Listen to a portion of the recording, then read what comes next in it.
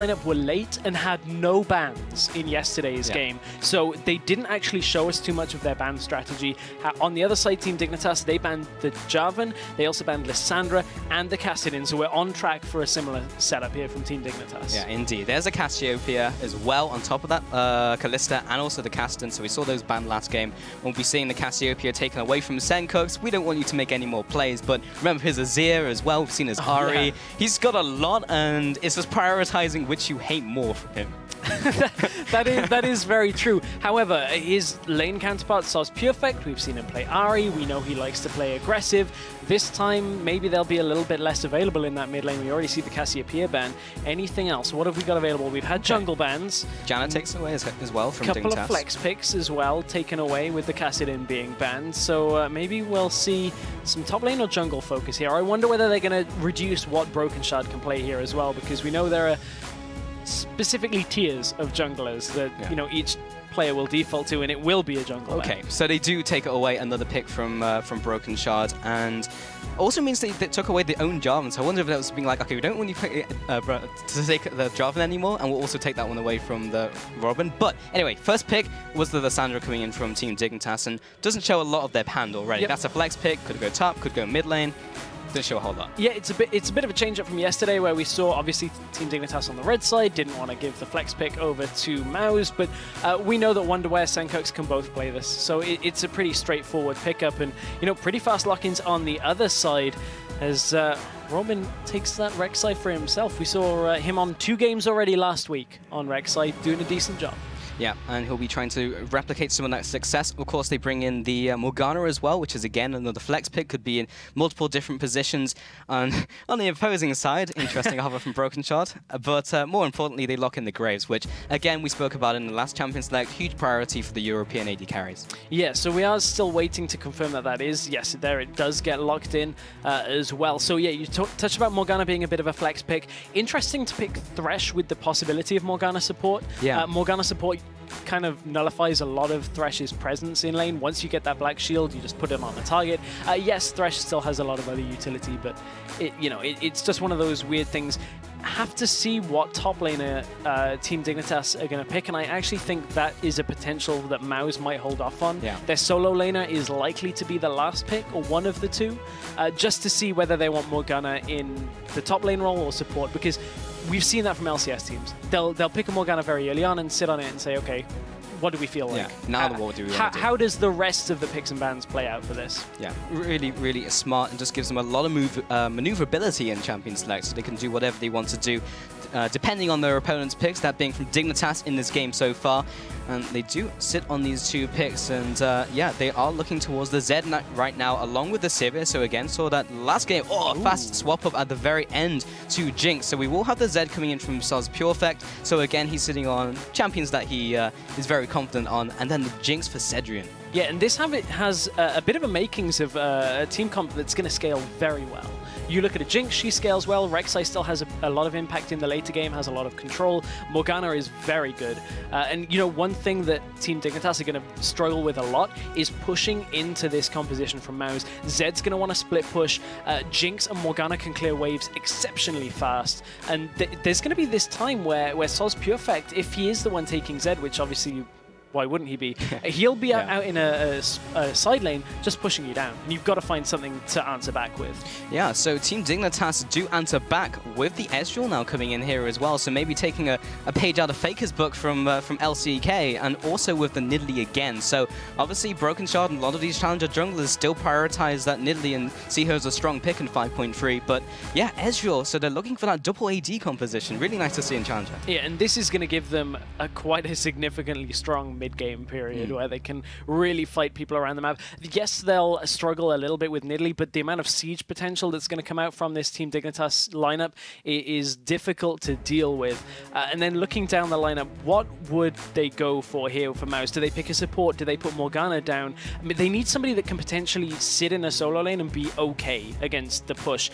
Something from a top laner, maybe like an Aurelia, to go up against the Lissandra. Yeah. Just something that is okay in lane, can sit around and you know, has a lot of impact against 2 fairly squishy carries as well. You look at an Ezreal and a Graves, that's a lot of squishy targets for that kind of thing. Other champions that may fit into that top lane role, Nara is still available as well. Depends whether they want Morgana support. Yeah, it really just depends on this last one, and they've been swapping around through those supports, and they may even just bring a support in and throw the Morgana up there. Minute. It will be the Irelia. So, well, you called it stress, and they're just going to be putting that in the top lane and trying to put that up against the Lissandra, so we'll have an okay matchup up there. And all of the picks have slotted into places. That's a lot of swap-ups from Team Dignitas EU coming in, and just depends who's going to be taking those picks right here. But yeah, very interesting. So we have the double AD composition coming in from Team Dignitas EU, of course putting the Ezreal mid lane. As we've mentioned, we've seen this in LCK as well, and a couple of different teams all around the world, just trying their hands at it, but it's a very different type of composition. Yeah, it's not exactly the super standard composition that we'd expect, and honestly that brings with it its own issues. Is how do you play a different style? Yeah. How do you adjust everything that you've practiced or learned, or obviously this has been practiced, but how do you go from, you know, just basic, you know, 5v5 League of Legends to, hey, we're going to play something completely different. Yeah. But that's something we're going to have to answer as we go into game. And another thing we're going to have to answer, they cut the right wire and we're getting into game. Here we go. And now Team Dignitas EU moving on to the blue side in this matchup. Now 1-0 up against Mouse. This, of course, 2 best of 1. So each game counts in its own right. And Mouse really want to try and get this one. Soz Pure Effect now into this game. Good times all around. Good times indeed. So we are in. You can hear things are happening, but that was during the pause. It's all in the past. It's all in the past. Don't worry about it. Flying through. But opening of this game. It's been a while since we were in picks and bans, so let's run very briefly through the lineups. On the Team Dignitas lineup, Lissandra top, Nidalee, Ezreal in the mid lane, Graves, and Thresh down in the bottom lane. Yeah, and that means on the opposing side, Irelia now in that lane up against Lissandra, then Robin in the jungle with his Rek'Sai, then Zed in the mid lane, and then Jinx and Morgana as the AD carry and support. And there was some debate whether there was going to be that Morgana in the top lane, but yeah, they eventually put an Irelia there instead. Yeah, and to recap what the Irelia can do here, she now has a fair amount of squishy targets, because you look down this list. Lissandra, yes, does get a bit tanky and has her ultimate, but Nidalee generally wants to build AP as kind of flat without a lot of resistances. Ezreal is squishy. Graves is pretty squishy as well. So an Irelia diving in, if Xaxus can get himself fed, would be very difficult for the Team Dignitas lineup to deal with. However, Xaxus got camped yesterday. Will we see the same early game focus out of Broken Shard and Wonderwear that we saw in game 1? Yeah, that's true. He was playing Gnar yesterday, and Broken Shard really just put him down, and Wonderwear could stay on top of him. And now he has this Nidalee, so he'll be trying to do things early game for sure. It just depends if he puts that attention to top lane. And that's the lane with the CC along with bot lane. Not sure how much he can do with Senkux up against Soz Pure Effect. He'll have the Flash, he'll have the Living Shadow. And at level 6, of course, he'll have the Death Mark as well. So he'll be a slippery Zed to try and get on top of. He will indeed. And as we said, Senkux is going to want to shove him in after 6. Again and again, using that True Shot barrage. But you can see also Senkux just in the melee versus ranged matchup here. Soz Pure Effect has to wait for his Q to be available unless the minions push right up to him and Senkux is far back in lane. He has to respect Senkux damage here in the early game. So these two bot laners did go for the Gromp and also the Krugs. And Cedric and Mountain here took a little bit more damage than Crazy Caps and Zaitan. In fact, Crazy Caps took a lot of damage himself from those Krugs because he does have that True Grit passive, giving him a little bit more magic resist and armor, so he can more happily tank up some of that damage. But they've already been pushed back. Cedric and Mountain do get the advantage in this lane. They do. Really interestingly, though, Mountain, after getting level 2, hasn't skilled an ability yet, so he's leaving it very open on how this lane is going to play out. If they're going to play somewhat aggressively, he's going to wait to skill Black Shield and then prevent a hook here. He actually does take the Black Shield after all at level 2. So we are in a situation where they should be pretty easily able to deter a bot lane. And you can see Broken Shard dropping pretty low against Blue Buff. Blue Buff typically has been his friend, though. Yeah. Swinging a miss on that final spear on the stationary target. Maybe expecting to move there. Top lane, though, Wonderwear facing Xaxus here. We'll have that Lissandra versus the Irelia matchup. Robin does take a spear in return, but he knows Broken Shard's very low, and also the chance of him ganking is also low at this time as well. So Robin's got that early advantage and early knowledge just in the jungle so far. So he's having a good game. Zazas as well, trying to aggress onto Wonderwear, and he gets a lot of damage so far. Now looking towards Robin again. He did loop all the way around. Now tunnels into that bush. He'll be coming into the right side of this lane. Wonderwear, he does have the flash. The flash right into the burrow. Gets the first blood as well. Wonderwear will use the flash, but Zazas uses his own as well. So 2 flashes for a kill. That is great reading early on by Robin. Knew that he could get into the bush unwarded. Knew that as soon as he gets in, just has to unburrow. Brilliant, brilliant play to get themselves the first blood. That's what Mao's needed. And a black shield down in the bottom lane. Again, just showing that Mao's right now feel like they're in control of these lanes. Yeah, and Robin, we were interested in the jungle matchup, and so far he's way ahead of Broken Shard. Not only did he poke him back and make sure he went back to his jungle, that being from Broken Shard, Robin was able to get that early game aggression and pick up the first blood only 4 minutes in for his team. Yeah, and it's interesting to see how Rek'Sai's path through the jungle, because the amount of sustain that you get from being burrowed allows you to go through fairly easily and clear your jungle with a fair amount of health to allow you to gank like that. So a very interesting pathing out of Robin in this early game. Really allows him to get a lead here, and Broken Shard's caught a little bit napping here. He needs to get himself back out onto the Rift and get himself into a lane, because Nidalee needs to get kills to get herself through the mid game. Yeah, that's the early game he's looking for. So Robin has gone back to base, picked up the Stalker's Blade in comparison to Broken Shard's his Trailblazer there. So Robin feeling like he needs the extra bit of help when he goes for those ganks. Yeah, especially now with his flash down. Can't flash unburrow for a good few minutes. So Stalker's Blade should be enough to help him out here. But bottom lane, ooh, hook very nearly lands. And meanwhile, Broken Shard is on his way down to this bottom lane, but he gets stopped by the crab. Will be seen on the ward as well. And 2 for 2 on missed skill shots on jungle camps. Great, but you know, as it's all we about said hitting yesterday, the champions. That's the but as we said last week, though, you don't throw them; they always miss. Yeah, you miss every shot you don't take, and that is the name of the game. But Suz Pure Effect in the mid lane, trying to get as many minions as he can. He's slightly behind, but he's got this heading towards him. And Senkux receives a shuriken for pushing a little too far forwards. Robin also, seeing Broken Shard on the bottom side of the river, was now just tearing through his own jungle. He was indeed, but Robin is heading top again. We'll see whether the same trick plays out twice for this Lissandra here. Robin goes in. This time it's warded.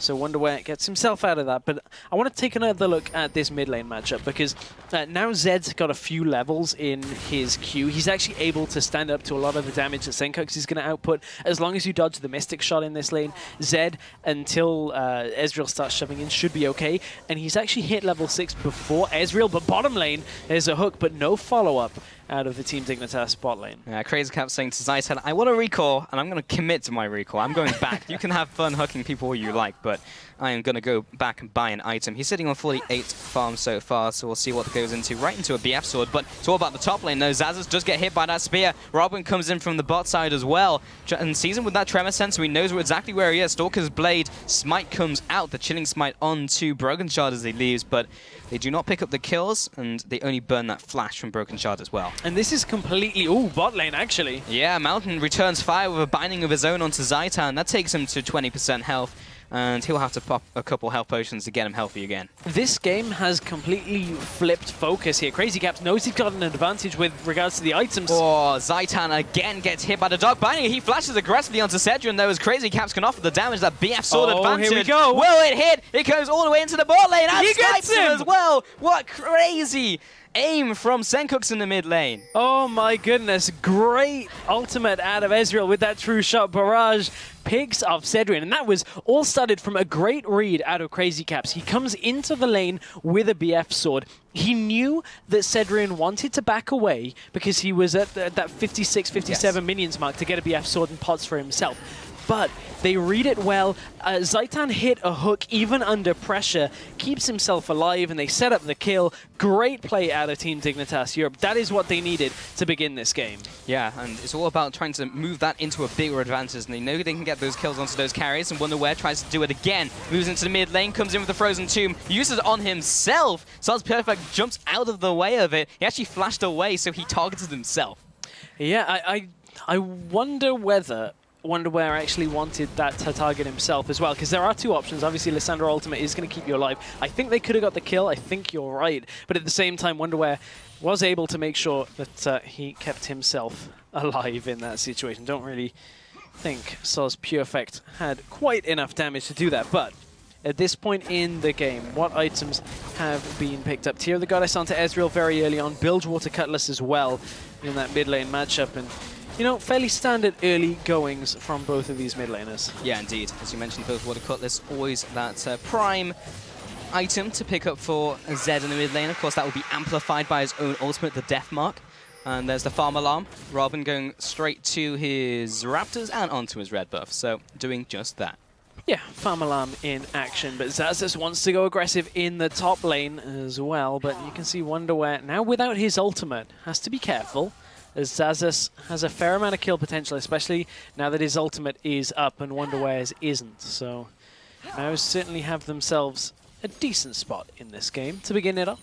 Yeah, they do indeed. So after that initial flurry of action, it's now 1-1 with the slight advantage to Mouse, which is contrary to what we saw yesterday. Team Dignitas just kind of picking up the advantage from minute 1 and swinging it through the rest of the game. Xaxus, there's the aggression you can see, using his ultimate just to get ahead as well. Those Transcendent Blades doing that damage and also giving him the life back as well. But we did have another pause coming in, and we will get the information to you as soon as possible. But yeah, I want to see the end of this game. Yeah, I do as well, because this game has completely been blown wide open from that play in the bottom lane. So let's retrack all the way back to the beginning of the game, when we could see Zed was under pressure and Senkux was having his way in that lane fairly early on. Zed kind of evens it out, but when you're a Zed, you can't stop an Ezreal ulting bottom lane in conjunction with them bursting down Cedrian, and Cedrian kind of just being in the right spot. So, yeah. I mean, there's not a lot that Sauce Perfect could have done about that. It's like, what do you do? Just great play out of Team Dignitas. Yeah, it was really cool to see. I mean, from a Zed, you can death mark him, but he'll just carry on going. Like, you can't stand in the way because it will just go through you. It's not a Caitlyn ult, but yeah, he was just super well predicted. And he also predicted that he'd run back at that exact point and know that he was going to carry on running, because that's not a spot where you were going to recall. So he knew that he'd be running through that place as they pushed him back. It was just... I feel like we need to call him Professor Kobe and calculate the distance. What the wind speed was. Hey, that's something they didn't have to take account of on LCS. But you know, that was a really nice play to start off. But even before that, the play top lane, where we saw the gank out of Robin, knowing the jungle path thing, getting Xaxus ahead. And we said in Champion Select that if Xaxus gets ahead, there are a lot of squishy targets that are very easy for him to pick off. And that is exactly what has happened in this game so far. You can see Xaxus, or I can see Xaxus is up in CS. Hopefully, we will be back up into game fairly shortly. He's 79 CS right now, has a Phage up against the Catalyst on Lissandra. So he has himself a comfortable lane and actually is in a good spot. Yeah, he is in a good spot, but we have some very unfortunate news, guys, because unfortunately Sauce Perfect disconnected again, and then just kind of didn't reconnect for a while, and they've now used up all of their time. So unfortunately, Mouse have to forfeit the game, and Team Dignitas will just take this one. So they're now 2-2, and Mouse come out of the second week 0-4. It's kind of unfortunate how that happened. I wanted to see the rest of the game, but unfortunately, they used up all their time. I know, and we're at a situation where there's no clear winner. Yeah. So I mean, that is really frustrating, actually, because we saw flashes from both teams of exactly what they wanted to do. Exactly, and we just need to take that and see what they do with it in the following weeks. But unfortunately, there's nothing we can do from our end, as the rules are the rules. So unfortunately, that's just how it goes. Yeah, exactly. Unfortunately, being able to, or not being able to field the full roster does mean that we're in that bit of a tough situation, but unfortunately, that is how it has to be. Yeah, indeed. So anyway, we have to take a quick break, but when we get back, we will be heading into our very last game of the day. It's a little bit faster than we may have hoped, but we'll be coming back into this one very soon. Don't go anywhere.